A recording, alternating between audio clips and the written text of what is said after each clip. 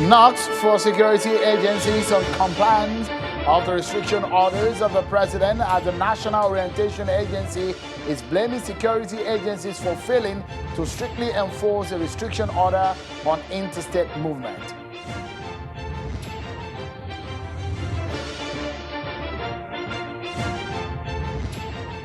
And the Ministry of Health is giving more explanation on the whereabouts of the Chinese doctors in Nigeria. Are they stranded in the country? Find out in a moment.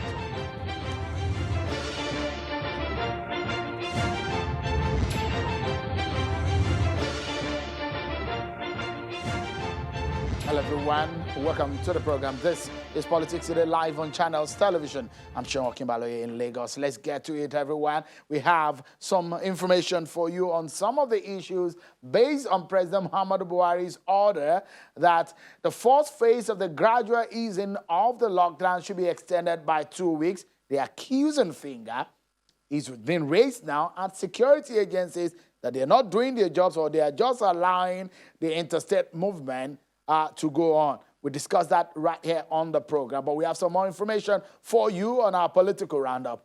Take a listen.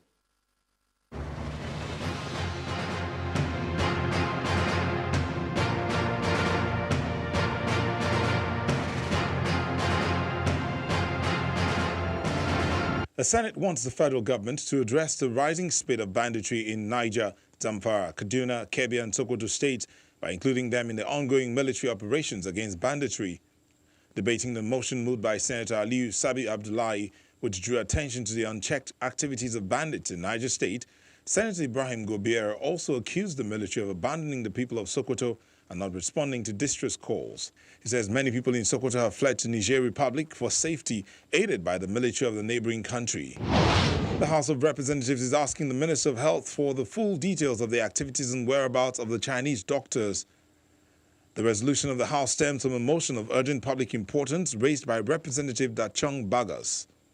The lawmakers say they are not satisfied with the statement of the Minister of Health that the Chinese doctors are not guests of the federal government, but that of the Chinese construction firm in Abuja. The House, in a separate motion, also resolved to investigate the status of medical and pharmaceutical research in the fight against COVID-19 in Nigeria. The governor of Kaduna State, Nasir El-Rufai, has sworn in 4 new judges of the State High Court with a call for the decentralization of the powers of the National Judicial Council in the appointment of judges of State High Court. A governor who has said that it took NJC 3 years to approve the appointment of the new High Court judges of Kaduna State points out that such bureaucracy created by the NJC in appointment of judges for both state and federal high courts has negatively affected the speedy dispensation of justice in the country. He also argues that there is no way the Nigeria administration of justice system will work effectively with a unitary judiciary operating under a federal system of government.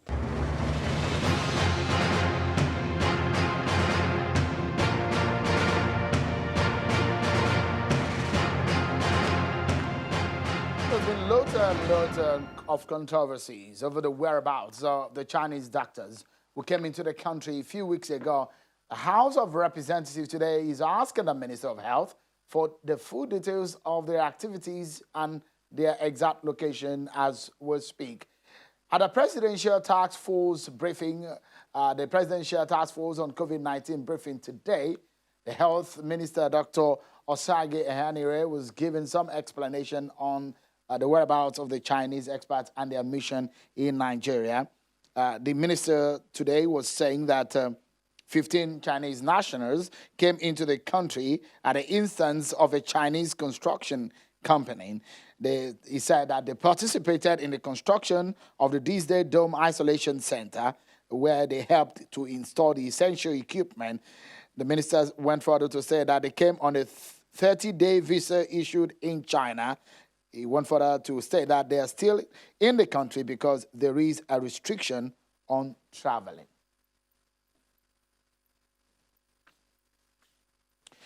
And on to our major story of tonight. It's the second day of the 2 weeks extension of the phase 1 of the gradual easing of the lockdown by President Muhammadu Buhari. And today, the National Orientation Agency, NOA, is blaming security agencies for failing to strictly enforce the restriction order on interstate movement. The NOA were presenting a report on the agency's observations on the fight against COVID-19. The Director General of the NOA, Dr. Garba Abari, says that some security personnel are collecting gratification and allowing free passage of unauthorized persons. Take a listen to him. The lockdown was initially effective, but subsequently it waned in efficacy, especially in cities where enforcement measures were concentrated.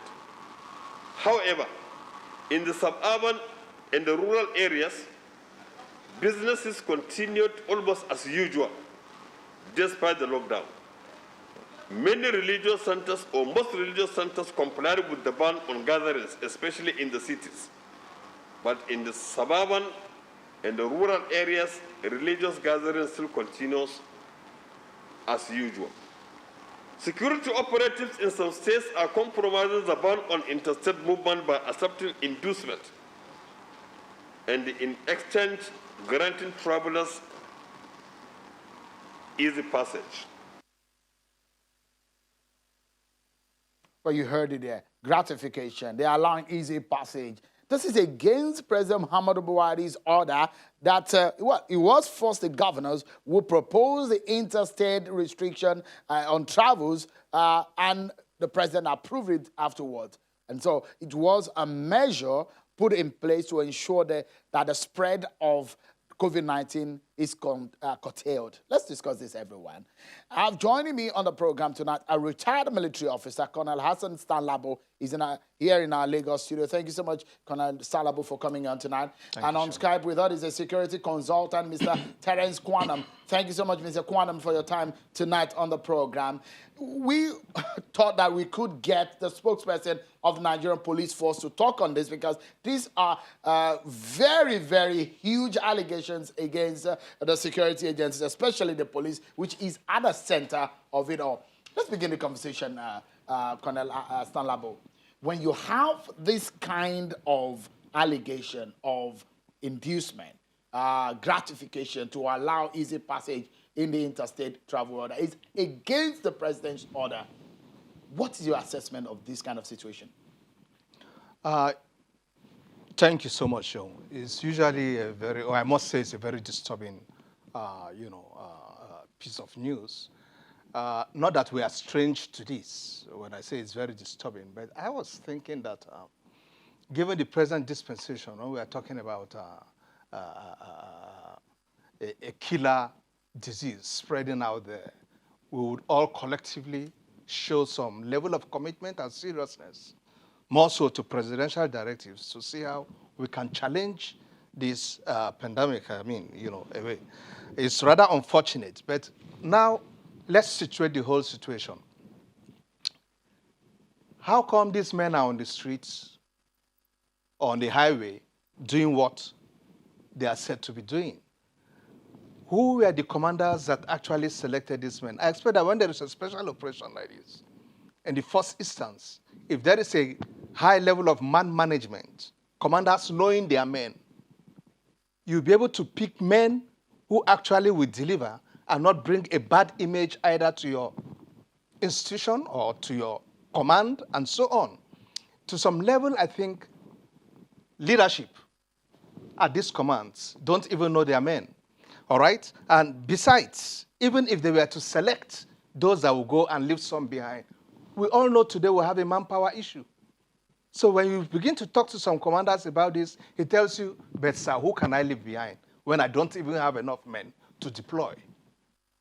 So the manpower issue is there, man management issues are there. Then let's look at some of the legal framework probably that go along with this. Is there, for instance, a code of conduct which guides the operations of these men? Is there a rule of engagement? Do we have an operational orders issued from each of these units, which of course will flow from the top? What are these operational orders saying? If people are violating these operational orders, what level of disciplinary measures have been taken to make a few examples of some of these men? growing up as very young men in the military in those days, look, our commanders will set examples with some of you. By the time they are done, nobody will tell you to repeat such mess anymore.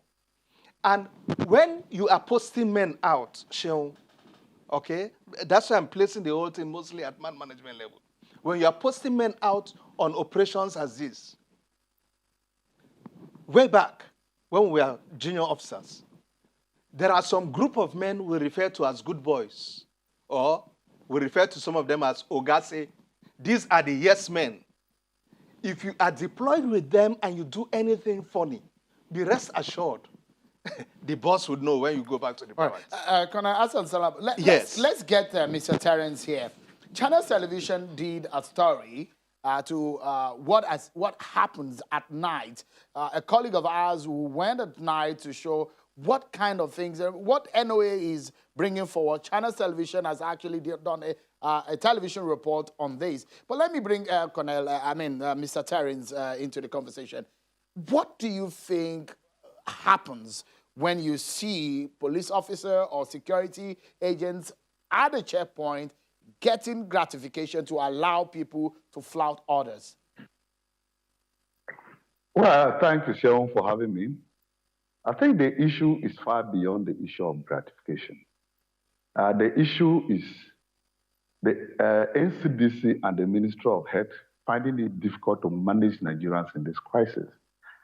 Because the security personnel they want to blame today, when they even want to enforce these orders, sometimes it is the pass they have given people, sometimes it is the course they have received that they should allow people to pass. So the issue is is centered on the management of this crisis. Why do they even advise the president to even release the lockdown? Now they are crying wolf, looking for scapegoats when they know that just this morning, the same NCDC were out telling us that it is difficult for them to trace contact within Lagos and Abuja. NOA are going to tell Nigerians today that police are receiving gratification. Go to the interstate borders and see what is happening there. Loads of people up there with different passes to pass through this checkpoint. The same thing happens within the Abuja city. They make calls, they give people passes to the person moving around this country, and then turning around to blame security personnel that are not even in good number to be able to manage this crisis. You release 200 million Nigerians to be floating around with this kind of pandemic, and you expect 340,000 police people to stop them from moving in this country. It is wrong. So the management of the Ministry of Health, the NCDC should be held responsible for whatever is coming up with this crisis. Because they were supposed to advise the president very correctly that if he's going to lose this lockdown, we're going to have a lot of crisis. Showing you live in Lagos with Connell. Mr. Quantum, sorry, Mr. Quantum. Sorry, just let me put this in. Because the ease of the lockdown is on one hand, but during the lockdown, there was the breakdown because the report done by Channel Television was actually during the lockdown. So it's not even the ease of the lockdown that is we're talking about alone. We're talking about the entire situation where people are just allowed to go. The bad eggs within the security agencies. Well, for every institution, there must be a bad egg. But what has compounded this crisis is the issue of issuing passes to so many Nigerians to be moving about. That is the fundamental thing. And you know, naturally, when you allow people to have a way of breaking the law, issues of gratification, they are natural. Because you are just moving on the road with a pass with just security officer. So the gratifications will naturally come. So the issue is from the management itself. Why did you give people passes when you know it was not necessary? Because there was even a report, outside your own report, there's another report that even claimed that even the health sector was even issuing press release to people that were not pressmen to move around in this country. It happened. So the issue is the management of the health sector. They should be able to look within themselves and then know the mistakes they have done so that they can be able to sort out this. If we want to begin to take blame to the people that are enforcing these laws, at the moment, you will get it all wrong. Because the problem is not just with the police. Because right. if you go to every state, Mr. border in Quantum, this country, let's you see take our people break on the program. Sorry to butt in. Let's take our break. But when we come back, we look at the issue more deeply on what is happening. They say there shouldn't be interstate travel, but this still goes on. We are in the middle of a health emergency, COVID-19 war. How can we win this war? We come back to discuss more after this break, everyone. Thank you so much, everyone. A lot of people will say, in most institutions or organizational sectors across the world, there are bad eggs. So the National Orientation Agency is coming forward today to say, look, the bad eggs within the security agencies are the ones that are allowing people to engage in interstate travels when the federal government, and precisely the president said, there shouldn't be any interstate travel. Governor of Enugu, for example, is one of the governors that has expressed frustration about this issue of interstate travels, and the spread of coronavirus continues across the state. Let's get back to the conversation with my panel tonight. Colonel Hassan Stanlabo, a retired military officer, has been talking to us, as well as a security researcher, Mr. Terrence Quantum from Makurdi. Thank you so much, gentlemen, for coming on tonight. Let's look at where we should go from here, solution into this problem. So when they say people are just allowed to go, there should be interstate travel, can we actually stop interstate travel within these weeks? Well, we can, if we take enforcement very serious. But I guess you would agree with me that we've not had uniformity of directives, especially emanating from the states where the governors are in charge. A situation where a neighboring state is saying a different thing from what another neighboring state to it is saying or doing brings in a lot of confusion. I'm saying, oh no, leave my borders, I'm okay. And the next month to you say, no, I must shut down my borders and so on. The point I'm trying to make here is that efforts must be streamlined. Efforts must be streamlined for effective implementation as far as our attempt to challenge this spreading COVID-19 is concerned. Colonel Stanlabo, okay. One thing across the world, yes. I mean, we saw what happened in Italy. We yes. saw what happened in Spain. We saw what happened in India. Is one thing that the government takes a decision on where to go in a crisis is another thing for those laws and so policies to be obeyed and to be adhered to. What do you do as a government anyways when this kind of law is being flouted and an agency of government is saying, look, don't look no further. It is the security agencies that are bad eggs there that are causing these problems. I know we have an attitudinal problem in this country. I mean, we are all guilty of it, including myself. All right? We have to make sure, because frankly speaking, after all this, I hope we're all aware there's going to emerge a new normal. Life can never be the same again. So it's either we see this as a gradual transition into the new normal that we anticipate, or I'm sorry. The national coordinator has said today that the COVID-19 will be with us for a little longer. Definitely, that is the bitter truth. Nobody should think, look, we are here for a marathon, all right? It's not what's it called, a 100 meters race. We are in for a marathon. We must accept these fundamental facts and then begin to see how we address these issues. However, there is an important point I want to bring out, and that is the fact that, look, I was expecting right from the word go that given the enormity of this disease, directives will flow just from the federal. The president comes out, addresses us, every governor falls in order.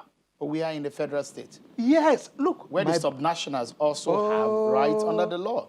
How do you do? We are talking about survival. Leave this your legalities aside. We are talking about survival, Sheung.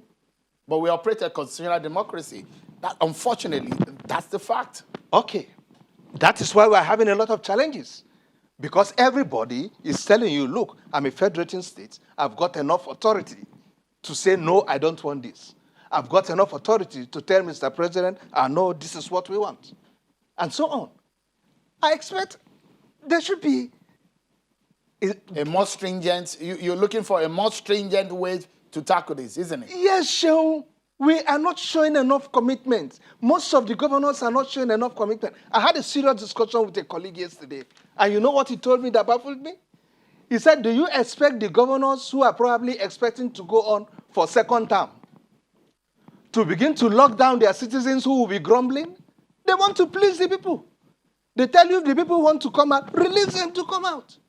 Okay, we understand that the police is coming up with a statement. Okay. Unfortunately, we expected them to come forward to speak about some of these issues. They are the leading agency in some of these issues. But the IGP is saying that he's gotten reports from various states, comments the Commissioner of Police, particularly in the state, with recent incident on attacks on community to rejig their security architecture to forestall further attacks and keep the communities safe.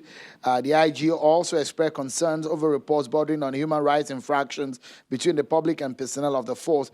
It therefore called for mutual respect between the police and the public and the members of the force, and charged the strategic managers to place more premium on the supervision of personnel under their watch.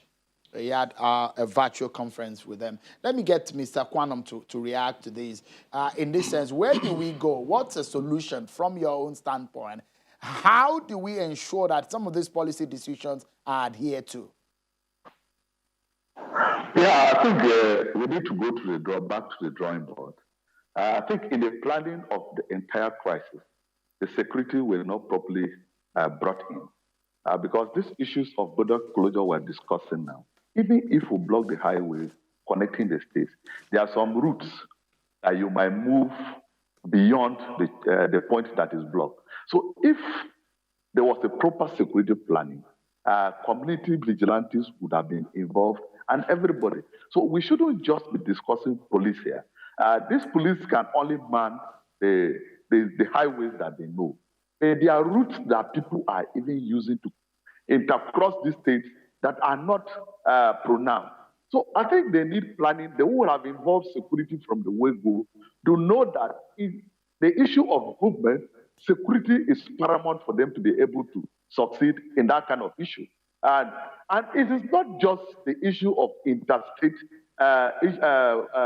borders that are the issues here. What is even the general enforcement is poor from the committee, because even in these cities that we are discussing today, there's no social distances in the bars, there's no social distances in the shopping mall. So you realize that the enforcement is failing not just on the security, but the entire planning of the whole issue. And none of the rules they have set are being obeyed. There's no enforcement anywhere. So to me, for NOA coming out to just blame the police, I feel they are looking for a scapegoat to blame their failures on them. So, Quantum, would you suggest a reversal of the ease of the lockdown? Because from some of the inference on what you're saying, it looks so much that you are in favor of a total lockdown. Of course. Because if you look at the statement that came from NCDC, the director today, the woman told us clearly that they are finding it very difficult to trace contacts now because they are moving, they no longer meet them at home. So the way they used to meet them at home and convince them to take them to isolation center is difficult. And now the city of Lagos and Abuja, who are densely populated, I know most of the populations are mobile. Someone can be here for a week, can be in the next place for a week or two, and X, Y, Z. So it is very difficult. So if we seriously want to combat this pandemic in this country, our two major cities must be locked down completely, and then the government should be able to bring palliatives that can be able to keep people inside. The first instance that they locked this country down was because they copied it from where things were working. They never planned to lock this country down because the way they handled the issue of lockdown, that people were crying left, right, and center for issues of palliative and attention. I think they were not properly, they didn't plan properly to do this thing. So they should be able to use these 2 weeks and plan themselves properly to relock these cities so that they can be able to trace this contact. And on opening these cities, we should know that this pandemic has left. Thank you so much, Mr. Quantum. 10 seconds, final word from you, Mr. I would want to urge the president to please pronounce a total lockdown. Really? Okay. What about the effect on the economy? Well, of course, when we say a total lockdown, in between, maybe, you could always give us a 1 day within a week to shop around and so on. Look, a 1 month total lockdown, okay, might not adversely affect the economy as such. We'll bounce back. I'm not talking about 2, 3, 4 months. All right. Okay? But at least a 1 month total lockdown so that we give a big blow to this pandemic. All right. Colonel Hassan Stanlabo, retired military officer, thank you so much for your thoughts tonight. And Mr. Terrence Quantum, who's been speaking to us from Makodi, a security researcher. Thank you indeed, Mr. Quantum, for your time. But that's our show for tonight, everyone. Many thanks for watching. I'm Sean Kimale. Bye for now.